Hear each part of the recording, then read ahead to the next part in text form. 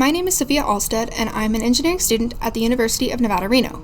I've also been working with the College of Engineering's outreach team, preparing lessons for K-12 students to inspire the next generation of engineers. One way to spark interest in STEM is to literally light a fire. For the college's outreach lessons, I built a Rubens Tube, which demonstrates sound waves, which are normally invisible, through flames. A Rubens Tube is a long metal tube sealed at both ends, with small holes evenly spaced along the top. One end is connected to a speaker, and the entire tube is filled with a flammable gas like propane. When we light the gas escaping from the holes, we get a row of steady flames. When sound is played on a speaker through a flexible membrane at one end, pressure waves travel through the gas inside the tube and are reflected by the metal on the other end.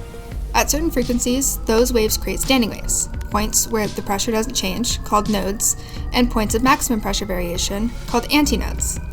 Because the sound pressure changes the gas flow, the flames rise and fall depending on the pressure at each hole.